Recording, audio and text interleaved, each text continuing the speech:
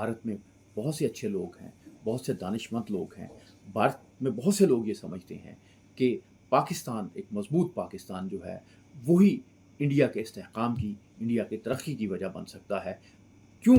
कि अगर इंडिया टूटता है, इंडिया तबाह होता है, इंडिया कमज़ोर होता है, तो पाकिस्तान के लिए उससे कहीं ज़्यादा मसाइल पैदा होंगे, जितने मसाइल जो हैं वो अब इंडिया जो है वो पाकिस्तान के लिए पैदा कर रहा है। ये उसी तरह से है, इस बात को इकबाल ने बड़े खूबसूरत अंदाज में 1921 में कहा था कि बरसग़ीर के अमन का इन्हिसार जो है काबुल के अमन पे है। अगर इस खित्ते ने तरक्की करनी है तो यहाँ पे काबुल में भी अमन होना चाहिए, पेशावर में भी अमन होना चाहिए, लाहौर में भी अमन होना चाहिए, इस्लामाबाद में भी अमन होना चाहिए, दिल्ली में भी अमन होना चाहिए, बम्बे में भी अमन होना चाहिए। और ये जो अमन है, इसके लिए सबसे बड़ा ख़तरा, सबसे बड़ा इसको तबाह करने वाला जो शख्स है वो मोदी है। वो तो खुद कहता है कि 1947 में होता तो मैं क्या करता, मैं वही करता गुजरात में किया। फसादात, तशद्दुद मसाइल का हल नहीं होता, सियासी मसाइल का हल नहीं होता, उससे मामला तबाह होते हैं।